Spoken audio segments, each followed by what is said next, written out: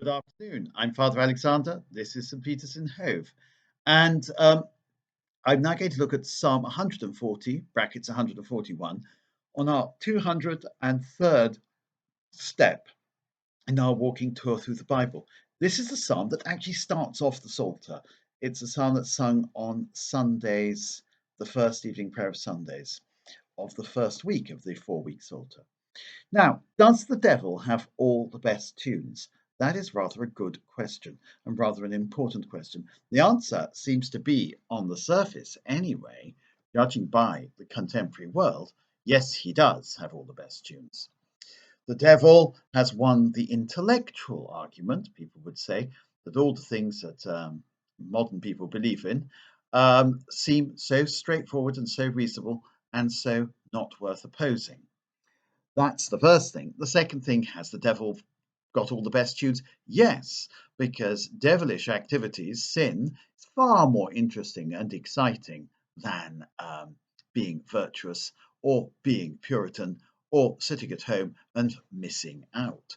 FOMO, fear of missing out, is a major part of our society. We fear not only has the devil got all the best tunes, but we are, by not taking part, are wasting our lives. Well, here goes the 140th Psalm, which is actually, I think, a bit of a meditation on this theme and will help us to understand that the devil does not have all the best tunes. I have called to you, Lord, hasten to help me. Hear my voice when I cry to you. Let my prayer arise before you like incense, the raising of my hands like an evening oblation. So this person is praying in the temple, the incense is going up, the prayers are being raised before God, the hands are going up in the orans position, like this, and he is tempted. He's not being physically attacked, but he's being attacked by temptations. I call to you, Lord, hasten to help me. Hear my voice when I cry to you. He's trying to fend off the temptation to do wrong, the temptation to sin. Set, Lord, O Lord, a guard over my mouth. First thing that comes into his head is to say that. Help me not to talk carelessly. Set a guard over my mouth. Now, this is to make sure what goes out of my mouth is not stupid or foolish or sinful. Normally, we think of setting a guard over our eyes, for example, or over our ears to prevent bad things coming in. This is about preventing bad things going out. And he seems to acknowledge that the temptation to sin is made worse by careless talk, by gossip, by talking about things that really we shouldn't talk about at all. So keep me off the bad subjects, is what he's saying. Keep watch, O Lord, at the door of my lips. Just repeating what he said in the previous line. Do not turn my heart to things that are wrong, to evil deeds, men who are sinners. So keep my conversation clean, keep my conversation pure. Don't let my heart go after the things that are wrong. Evil deeds with men who are sinners, never allow me to share in their feasting. So keep my conversation clean and keep my heart from following my mouth. My heart will follow my conversation. The more you talk about certain things, the more your heart will long for those things. So don't talk about it. Practice, yes, self-censorship. The heart, of course, is the seat of the virtues, but it's also the seat of the vices. The heart is what leads us astray into sin. But the heart, it seems to be suggesting here, is led into sin by the voice. So bad conversation leads the heart astray. And then when the heart is astray, we feast with sinners, and then we sin. Feasting with sinners could just mean literally feasting with sinners, hanging around with bad people, but it could mean taking delight in the evil man's company. If a good man strikes a reproof at me, it is kindness. So good people, if they go around telling us what to do and what not to do, well, that is good. But let the oil of the wicked not anoint my head, that my prayer ever be against their malice.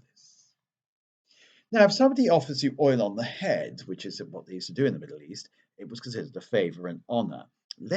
Don't accept favours and honours from wicked people, because their favours and honours that they give you are flattery. They are malicious. They're meant to reel you in to a bad world. So do not accept the friendship of sinners. Do not accept the flattery of sinners. This is important. Too often people want to flatter us. Too often we're willing to be flattered. Too often we want to keep it with the right crowd.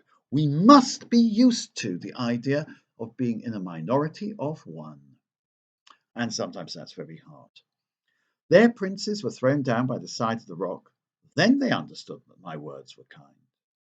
In other words, those who do evil will eventually be destroyed.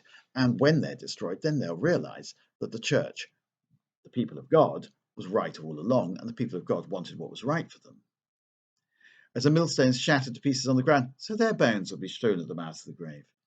To you, O Lord, to you, Lord God, my eyes are turned. To you I take refuge, spare my soul. From the trap they have laid for me, keep me safe. Keep me from the snare of those who do evil. Now, the point about this is the psalmist realizes that we find evil attractive. Let the oil of the wicked not anoint my head. The oil of the wicked is oil, and oil is generally in the entire Bible regarded as a very good thing indeed. But this is the oil of the wicked. Let it not anoint my head. Let me not be taken down the path that leads eventually to the grave and to death.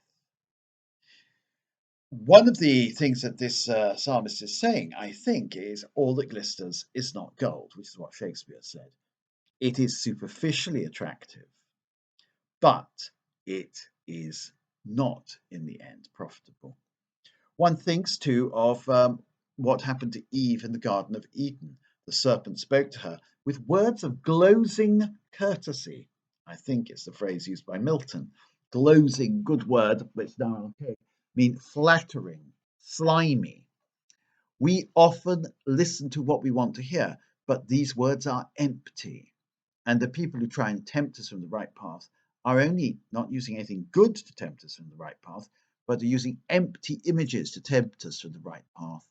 And when we end up straying from the right path, we realize how far we've strayed from goodness and truth and all that is worthwhile until we end up at the mouth of the grave. So it's really important that we grasp the fact that those who wish to lead us astray do not wish to lead us astray for our good. They wish to lead us astray because they are people who want to have companions in misery. They want to lead us to misery.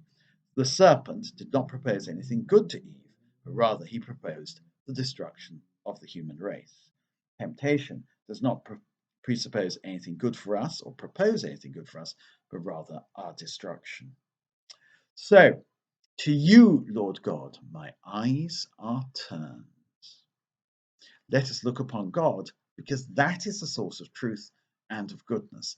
Let us look away from those who try and flatter us, because they are trying to lead us astray, and they're trying to flatter us with the oil of the wicked. They're something that looks good, but in fact is malicious. Well, there's the 140th Psalm, and that only leaves 10 more Psalms to go. And I hope to finish off the last 10 Psalms in just a moment. All the best for now. Bye.